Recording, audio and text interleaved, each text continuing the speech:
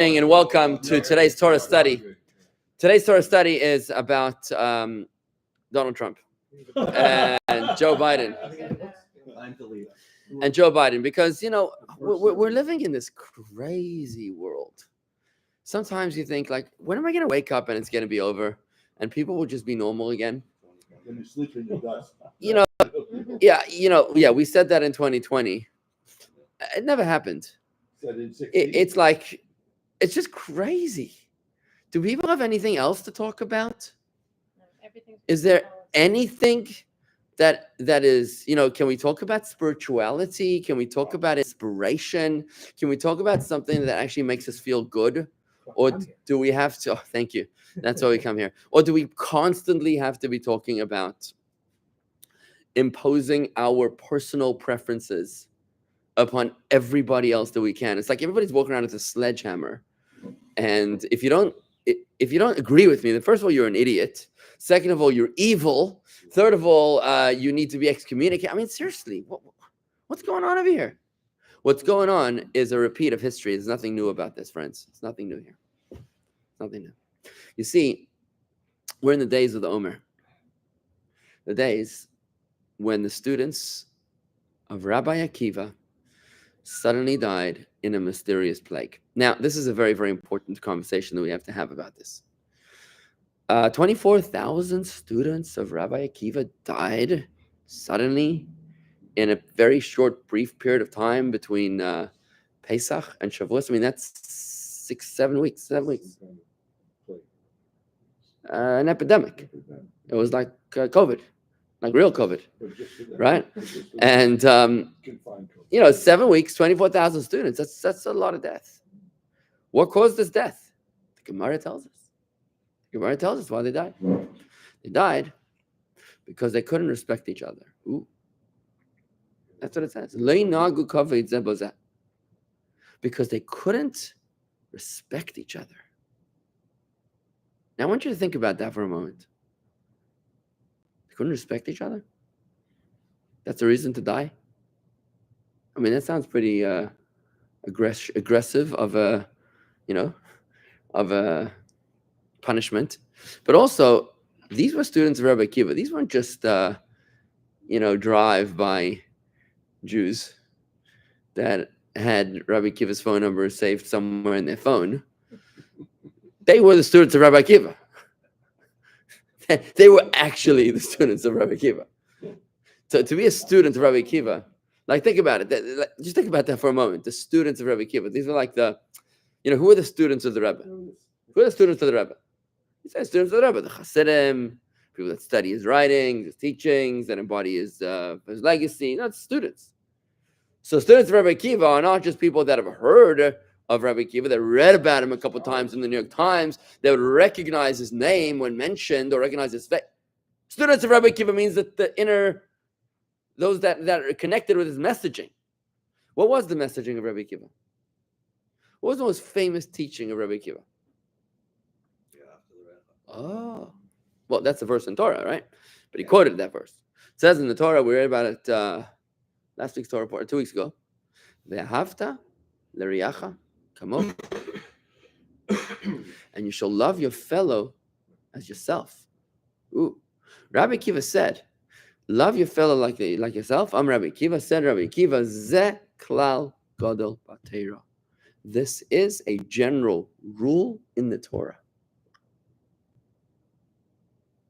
That's a big deal.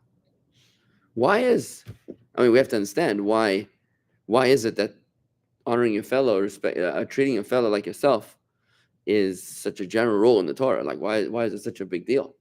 Why didn't he say that about tefillin? Why didn't he say that about Shabbos? Why didn't he say that about, anything else? Tzitzis, could be anything.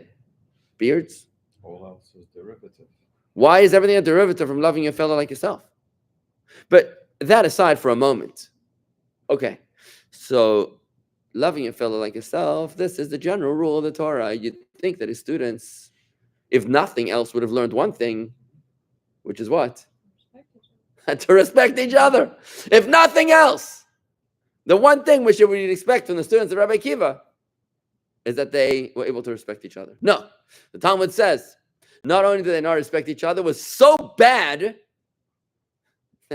that they died. Such was the total breakdown in their culture and society. Yeah, this was being a pretty serious offense. Were they all in one place, or they're spread over Europe, the students? They were in one place. What do you mean? You think you had internet Zoom meetings? Like, what do you think you had? They were in his basement. No, I mean the students of the Rebbe were not all at 770. That's because the Rebbe would made it his business to use the internet and airline, not internet, but the airlines So and 24,000 students in one place. in one city. Yeah. Yeah, What year? he lived in Bnei Brak. What? What year? Time period? 2,000 years ago. But Right, the you're talking about Rebbe after the analogy destruction of our is a- temple is by the a Romans. good one. What? The Rebbe analogy is a good one, though. They are his students, and he was connected with them. He saw how things were going badly with them. They would have listened to him, just like Chabad Hasidim listened to the Rebbe. Couldn't he have changed? That's my question. Das frage ich. That's exactly, no, really, I'm glad you connect. I'm glad you're connecting. Not just why didn't they get it? Why didn't he put it upon them? Why didn't he demand it from them? Maybe He's the Rebbe. What? wasn't he a good teacher? Why did you let it go? Apparently, he was the most influential Jew of his times. The Gemara testifies that Rabbi Akiva was the single most important or influential personality when it came to the oral Torah, other than Rabbi Yehuda the Prince, who was the editor, right? He was, remember the Seder in Bnei Brak? Yeah. We read about it in the Agadah. That Seder was at his house.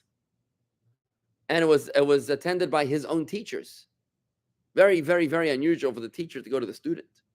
I gave a sermon about this a few weeks ago.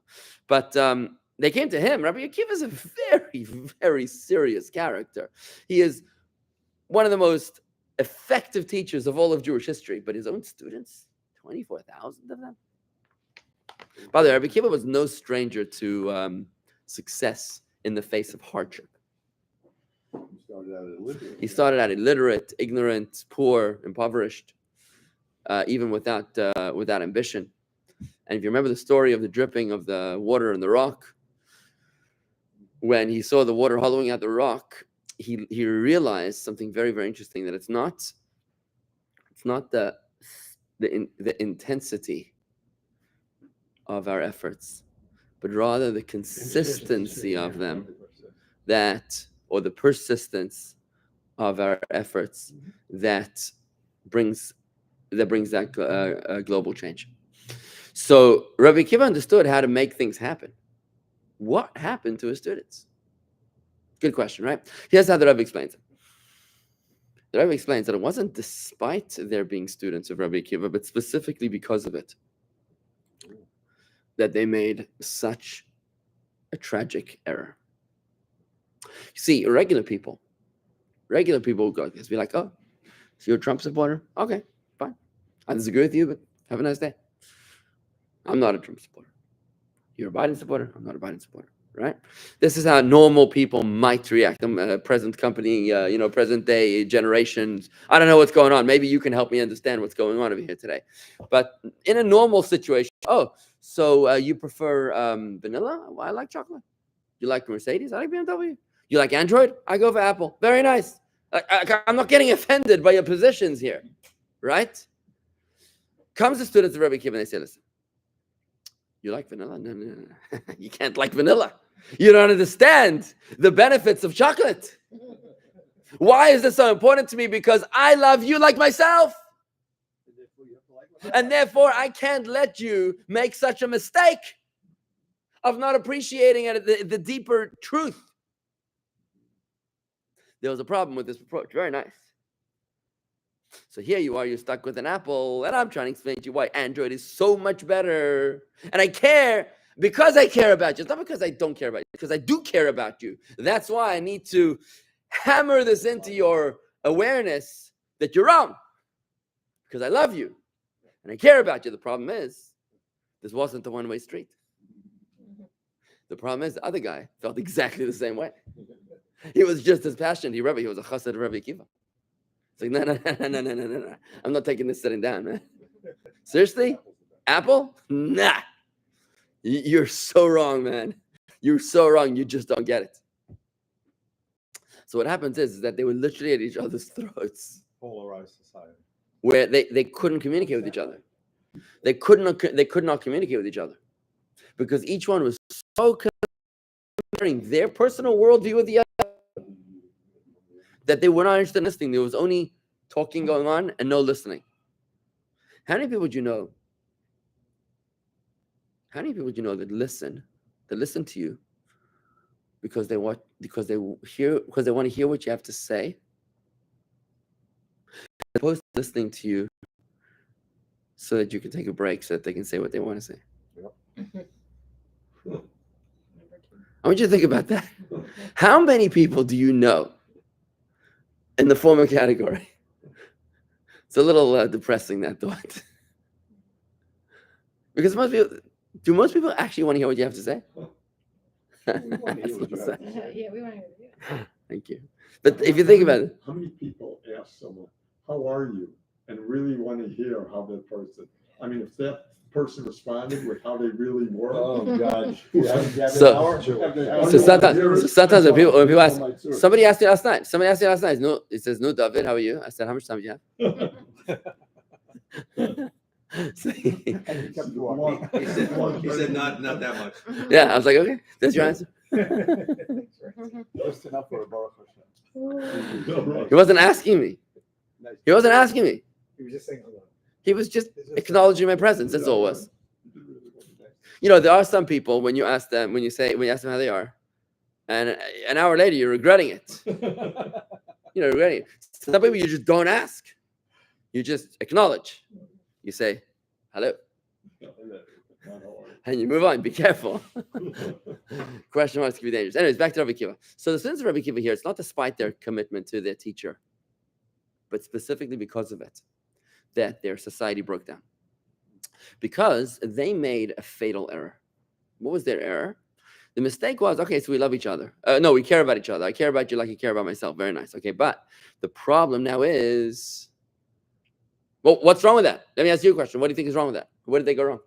Well, when you ultimately fail to convince the person to become just like you, No such thing. then you Failure, start- not an option.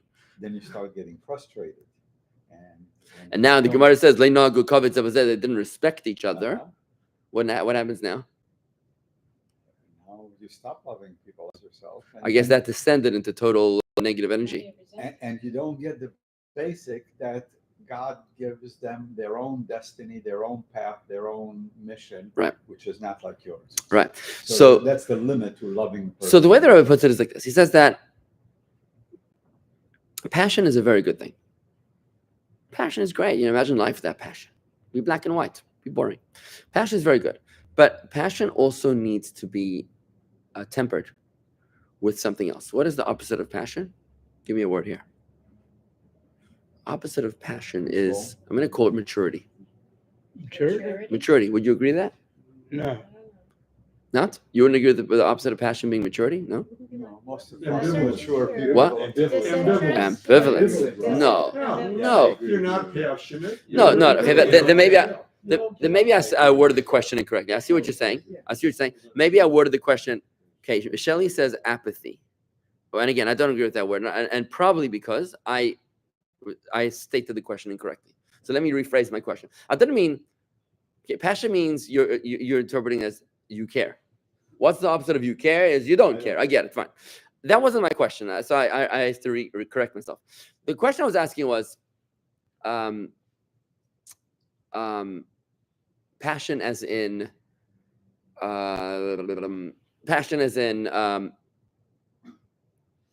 like outgoing or commitment, like being driven. Yeah, like being driven, like being driven. What's the opposite of being driven? Moderate. Being moderate. Lethargy. Moderate. Okay, moderate. Fine. That's why I said maturity. Fine. Okay, moderate, mature. Fine. Okay, good. So here's where the students of Rabbi Akiva went wrong. Where the students of Rabbi Akiva went wrong was that they had they didn't know when to stop. There's no modulation. Modulation, maybe that's the word I'm looking for. You gotta be able to modulate. You have like the speakers, the sound systems. You gotta be able to sort of like calibrate the sound. They weren't calibrating. So as human beings, in order to be alive, there's a duality going on here, where there's life has ebb and flow. To be alive, there's an ebb and a flow, like in a heartbeat, out, in. Like in the ocean, high tide, low tide, waves come in, waves come out. When you're breathing, think about anything that's alive has this dual motion, in and out, up and down, right?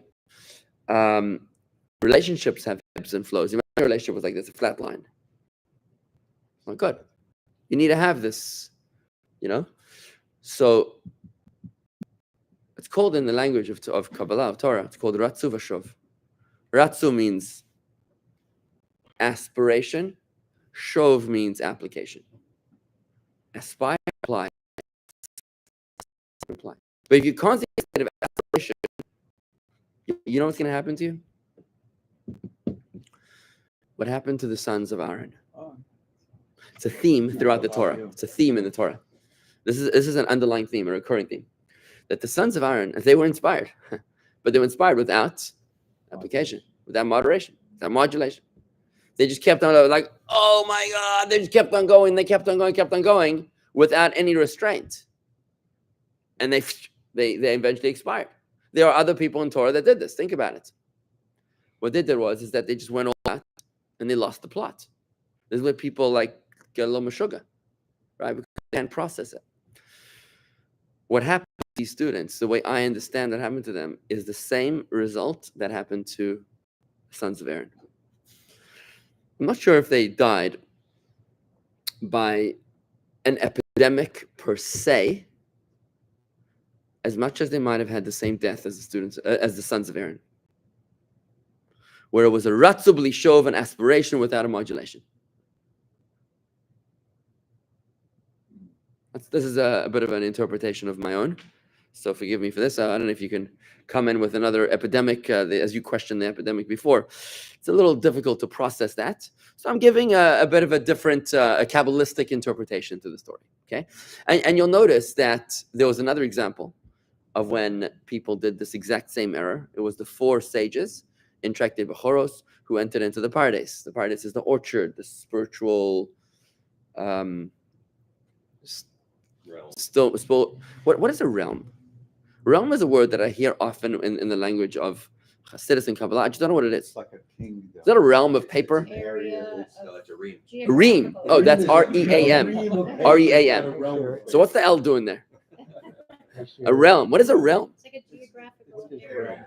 So it started out as a royal concept, I think. I think I meant Right, it's the King, the realm. kingdom. It's Oh, his the kingdom. it's where he has his power. okay, fine. The Reich. It means a kingdom. Okay, so a kingdom. So I'm going to use the word dimension. I'm going to use the word dimension because they entered a different dimension, the dimension of divine awareness. No, when you think about dimension, No, I get it. Yeah. think about a dimension. Think about when you're in love. What happens when you're in love? Remember when you held your baby for the first time? When they were still cute and weren't talking yet back to you, right? That dimension, you were like, oh my God, you're in a beautiful place, you know? When you're falling in love, you're in a different dimension. You know what I'm talking about, right? When you're inspired. You're in a different realm. Right. So the realm, thank you. I think it's triggering me, that word, for some reason. I No, because the problem is I have a fundamental problem with translating Hebrew words into English words that you don't understand. Yeah. For example, I actually said this to Elon Gold. Elon Gold, he is the comedian. So Elon Gold's the comedian, right? So I said to him, in case I can help your repertoire, here goes.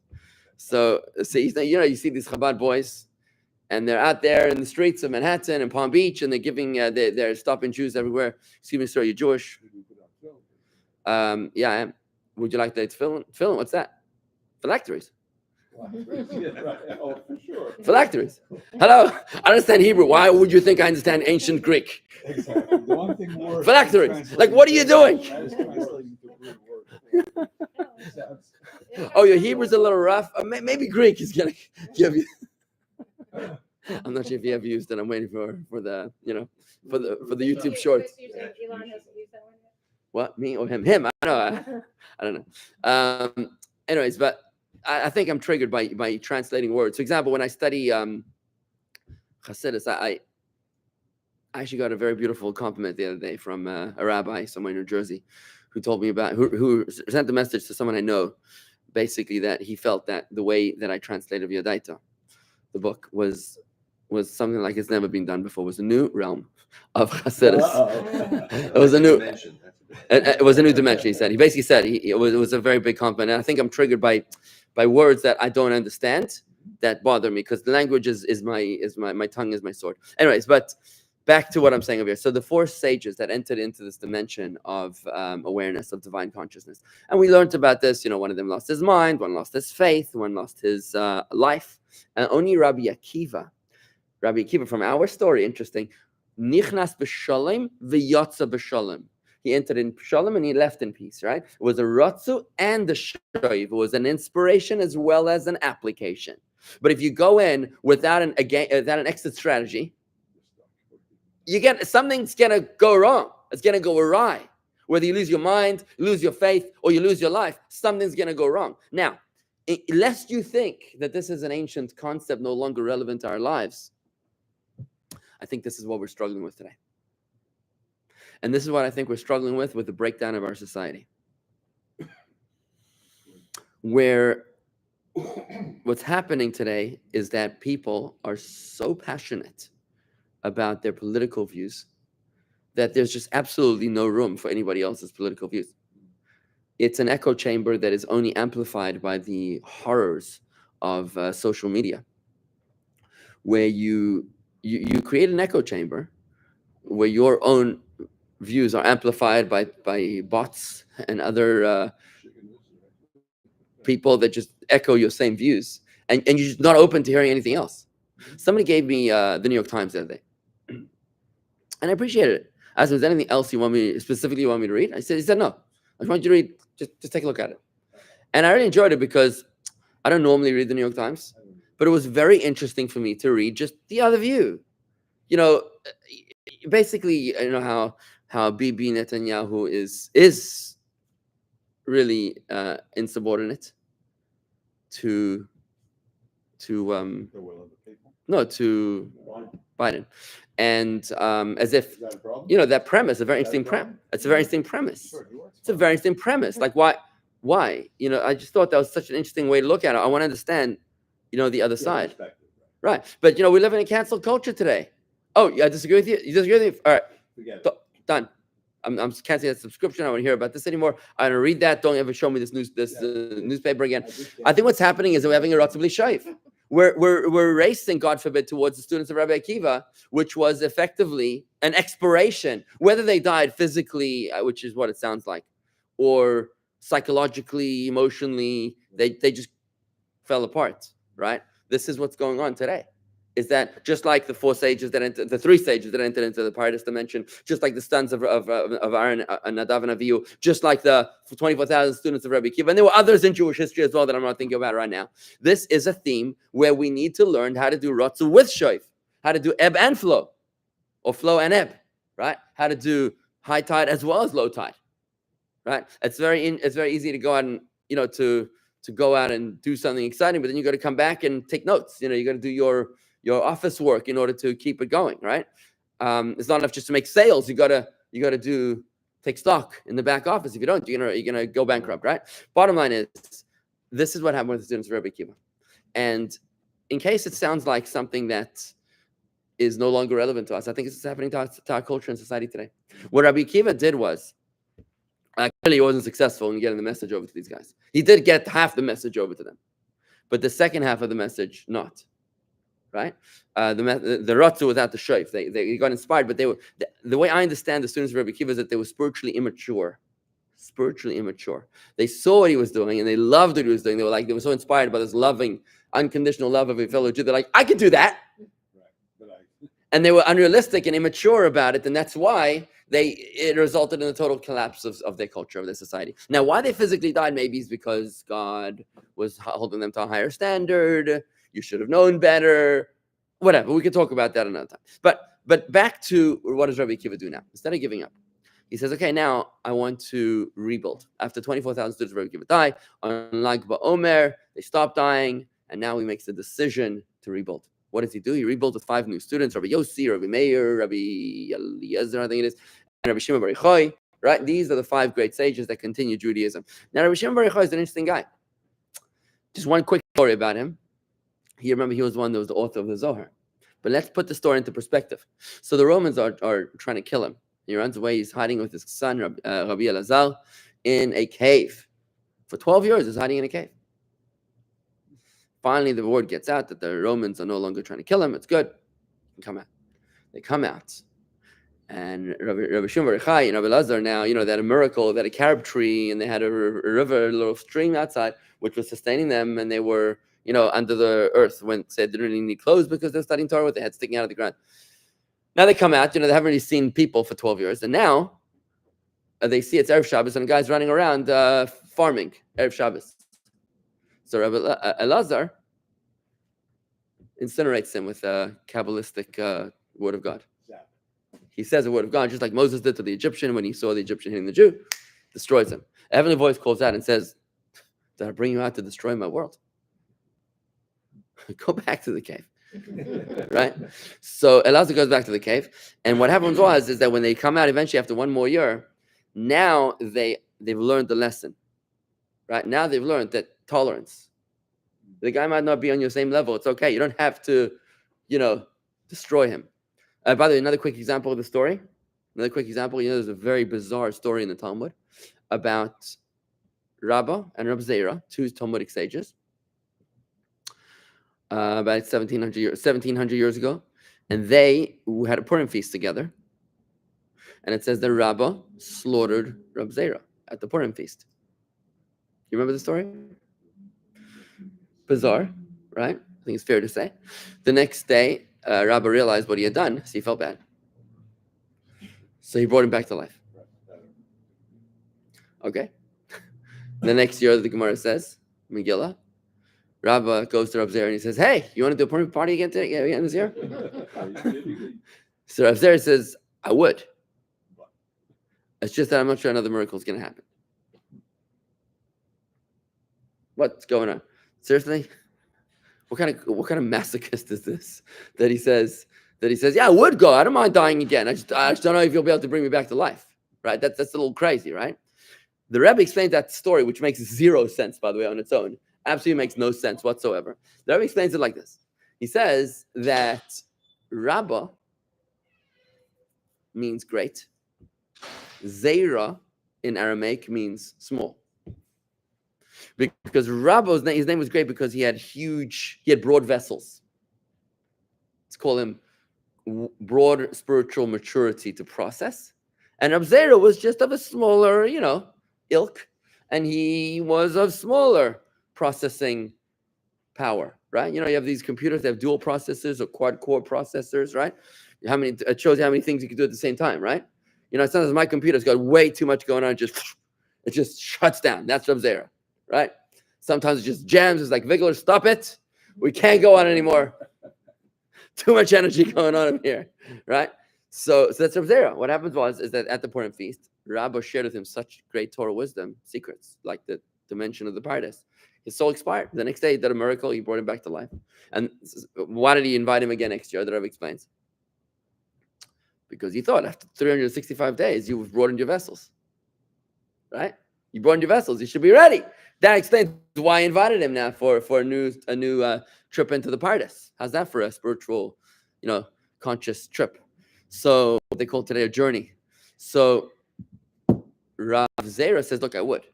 Problem is, I've grown, but I'm worried that you've also grown in 365 days. So like you were a year ahead of me last year, I think you're a year ahead of me again this year, so I'm not coming. Right? It's the same idea of having a ratzu without a shof.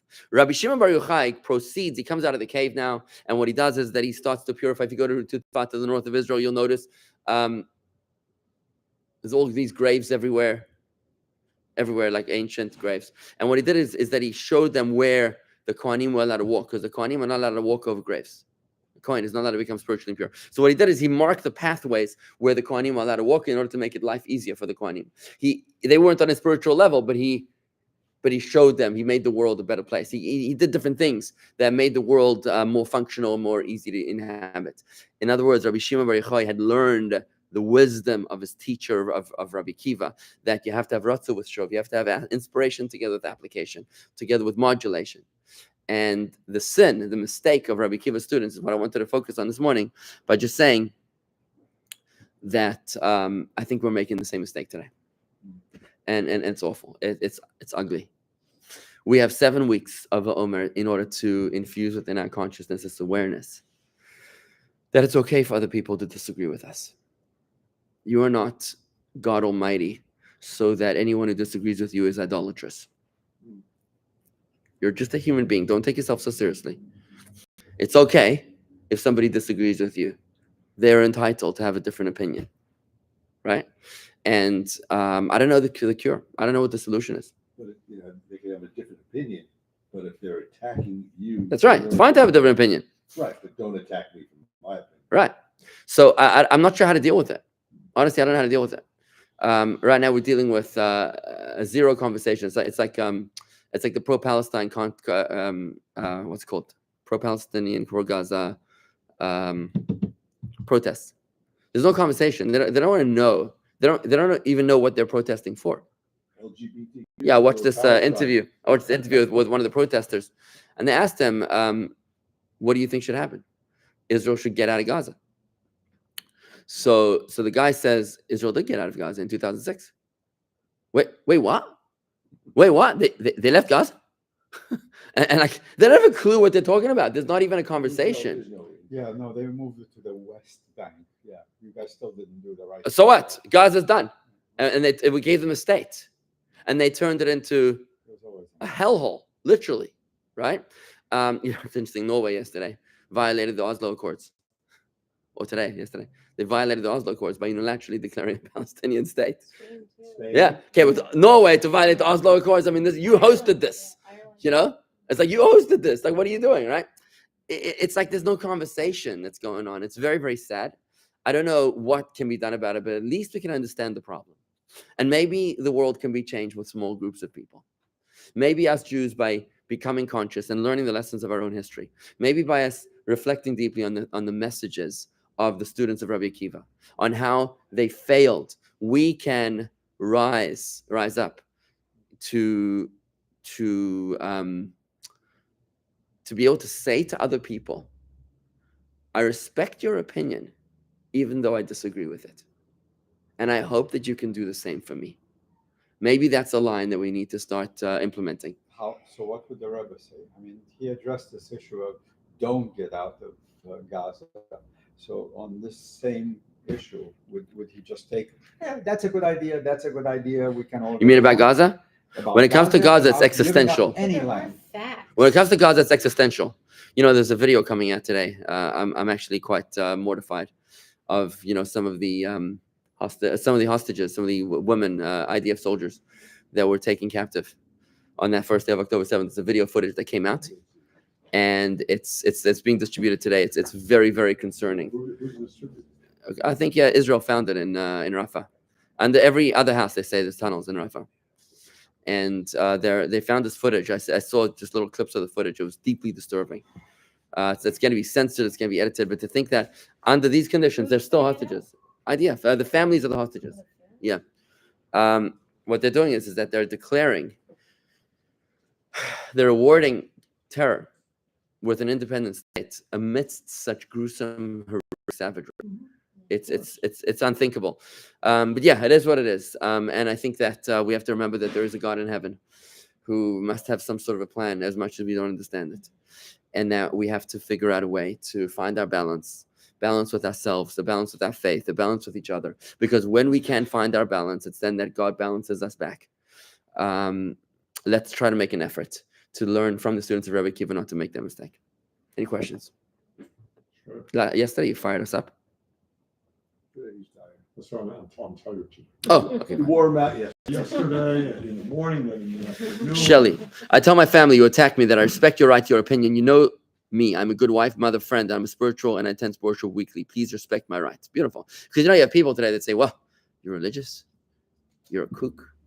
You're crazy. You've lost your mind. Right. Because you and your atheistic views, you're different to everybody else, right? You walk into college campus, they're all wearing exactly the same clothes. same blue jeans and white, what's it called, a wife beater or something, or whatever clothing that they wear. They're wearing the same exact design and labels, the same sneakers. Right. The religious people, they're mindless lemmings, but the people on campus, the ones that are atheists, they're all unique individuals, right? Because they're not saying the same things, watching the same things, eating the same things, right? So, I'm an atheist. right. People who live in glass houses shouldn't throw stones. Thank God I'm an atheist. Enlightened. That's the problem. Okay, folks, I'm going to end it over here, and may goodness and truth prevail. Amen. I'm So yesterday we